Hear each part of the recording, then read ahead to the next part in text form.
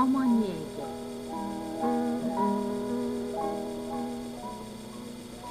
이 동화는 영국의 작가 오스커 와일드의 대표작입니다. 와일드는 유미주의 운동에 참가하여 예수를 위한 예술을 주장했으며 아름다움을 동경한 나머지 향락적인 생활에 빠져 세상 사람들로부터 비난을 받기도 했습니다. 그러나 그 행동과는 달리 그의 심성은 소박해서 약한 사람이나 가난한 사람에 대한 동정으로 가득 차 있었습니다. 그러한 그의 내면이 솔직하게 표현되어 있는 것이 그의 동화인데 거기에는 그리스도교적인 사랑과 따뜻한 인간애가 배어 있습니다. 행복의 상징인 왕자가 불행한 사람들을 보고 눈물을 흘리는 모습은 바로 작자 자신의 모습이라고 해도 좋을 것입니다.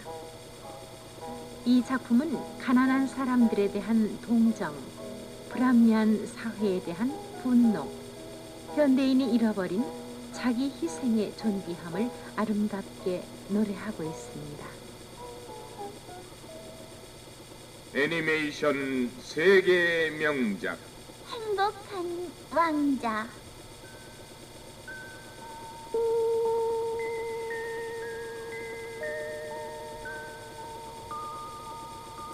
행복한 왕자의 동상은 시내를 한눈에 볼 수 있는 언덕 위에 서 있었습니다.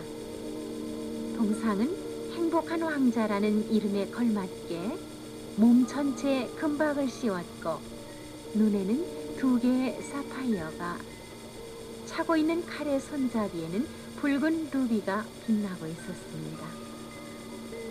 매일 많은 사람들이 와서 동상을 쳐다보고 기도를 드렸습니다.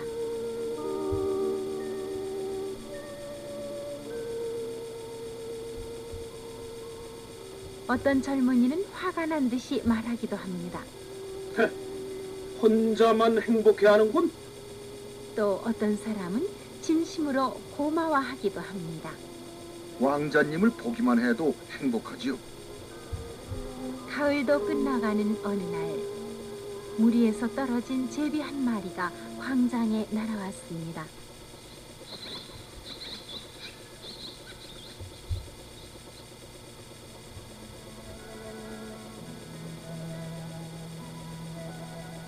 제비는 행복한 왕자의 동상을 발견하고는 재빨리 그쪽으로 날아갔습니다.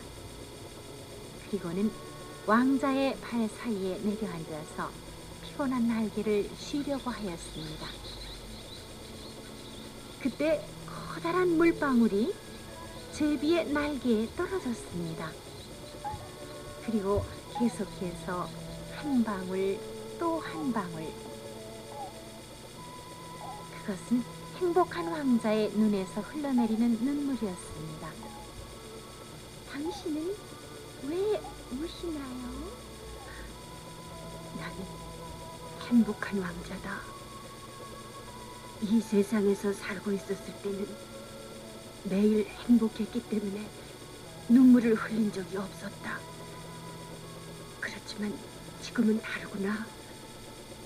여기에 서서 보니까 온 시내의 슬픈 일이 모두 보인다. 자, 저쪽 모퉁이를 보렴.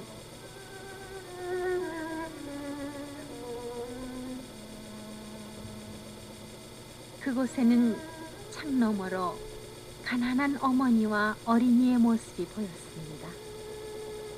바느질을 하는 어머니 곁에서 병든 소년이 안타깝게 말했습니다. 엄마, 오렌지가 먹고 싶어요. 오렌지라니 당치도 않아요. 우리 집에는 돈이 없단다. 물이나 마시렴. 어머니가 괴로운 듯이 대답하는 것이었습니다.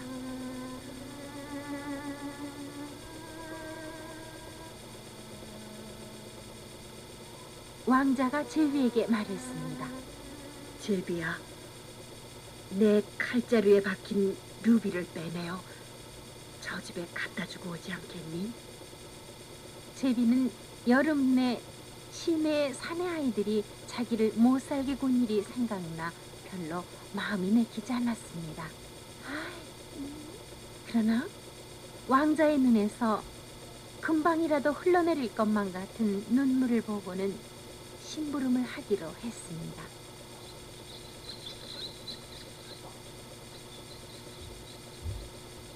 제비는 부리로 루비를 뽑아내어 병든 아이의 방으로 날아갔습니다.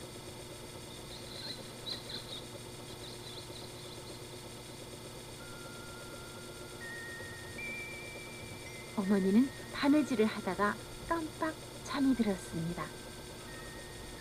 제비가 루비를 골목 곁에 떨어뜨리자 눈을 떴습니다. 어머나, 행복한 왕자님이 주신 거로구나. 감사합니다. 이걸로 오렌지와 약을 살 수 있습니다.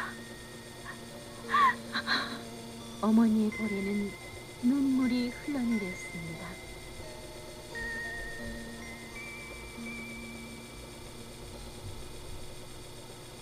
왕자는 또 부탁하였습니다. 제비야, 저 다락방에 굶주림과 추위와 싸우며 어린이를 위한 희곡을 쓰고 있는 젊은이가 있어. 내 눈에 사파이어를 하나 뽑아 그에게 갖다 주지 않겠니? 제비는 울면서 왕자의 한쪽 눈을 뽑아 젊은이에게 갖다 주었습니다.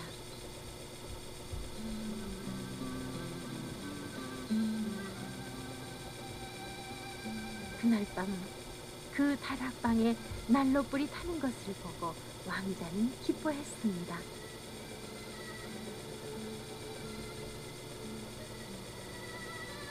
다음날 왕자는 제비에게 또다시 부탁하였습니다.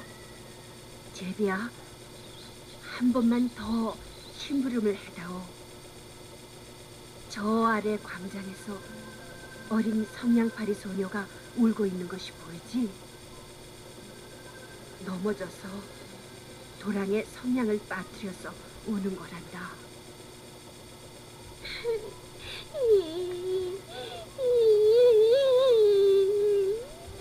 제비는 왕자의 하나 남은 사파이어 눈을 뽑아서 울고 있는 소녀의 손바닥에 떨어뜨려 주었습니다.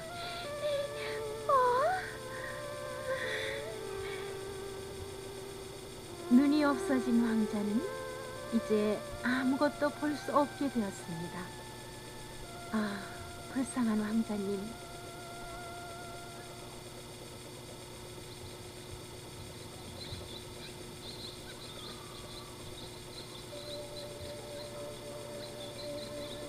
제비는 왕자를 남겨두고 먼 남쪽 나라로 갈 수가 없었습니다.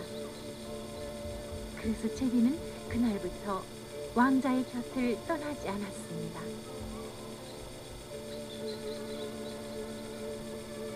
제비는 왕자의 어깨 위에 앉아서 자신이 본 신기한 이유들을 이야기하였습니다.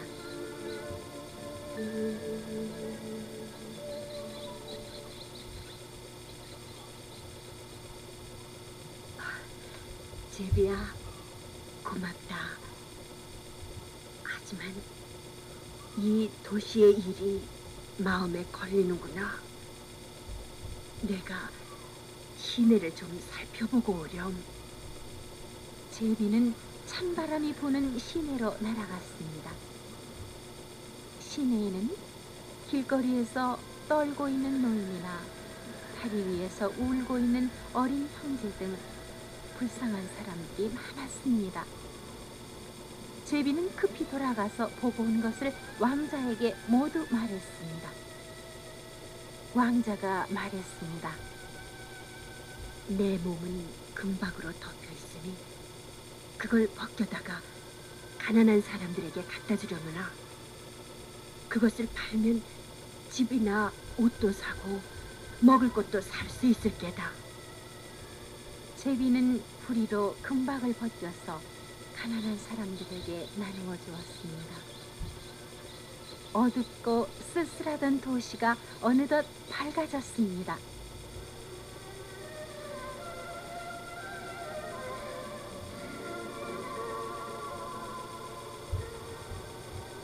왕자의 선물로 눈 덮인 이 도시에서는 즐겁게 크리스마스를 맞이했습니다. 이제 도시 어디에도 추위에 떨고 있는 사람이나 우는 사람이 없었습니다. 그렇지만 왕자와 제비를 생각하는 사람은 아무도 없었습니다. 가엾게도 제비는 날로 몸이 약해졌습니다. 찬바람 속에서 제비는 당장 얼어 죽을 것만 같았습니다.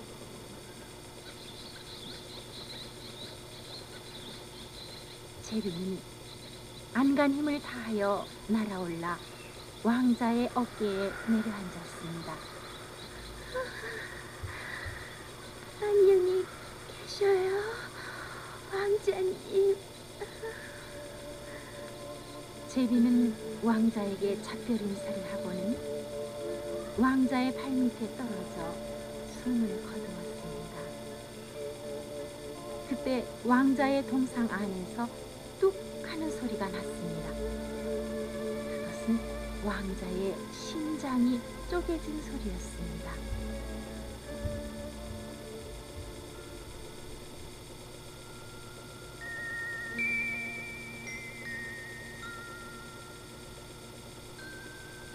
한편 하느님은 천사에게 시내에서 가장 귀중한 것을 2가지 찾아서 가져오라고 하셨습니다. 천사는 왕자의 쪼개진 심장과 제비의 시체를 가져왔습니다. 하느님은 그것을 보시더니 이렇게 말씀하셨습니다. 심부름을 썩 잘했다. 천국의 뜰에 행복한 왕자의 동상을 세우고 그 옆에서 이 착한 제비가 언제까지나 노래하게 하겠다.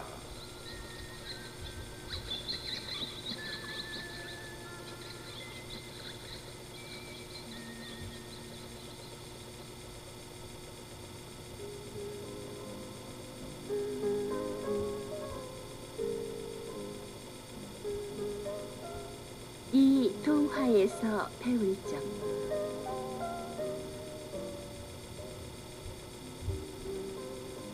전 세계의 어린이들은 물론이고 어른들에게도 깊은 감명을 주고 있는 작품입니다.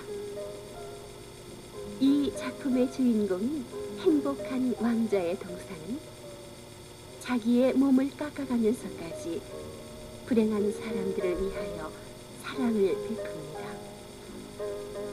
그의 깊은 사랑은 가슴속에 깊이 스며드는 감동을 줍니다.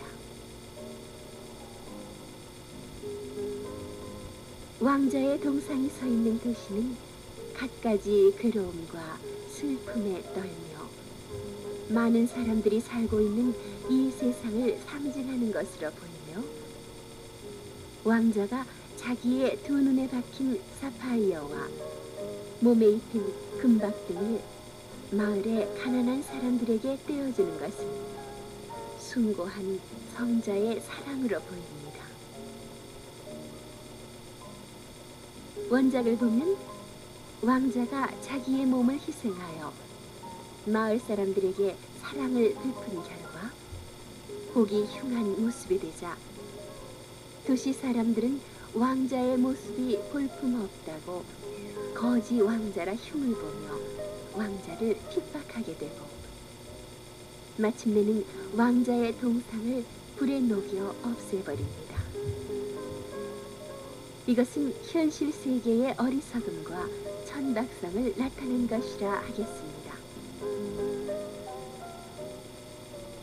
또한 왕자와 제비의 영혼이 하늘나라로 가서 보다 높은 사랑의 세계에서 살아가게 되는 이야기의 결말은 이 작품의 숭고한 정신을 여실히 말해주고 있습니다. 읽는 이의 마음을 한없이 깨끗하게 해주는 감동적인 작품입니다.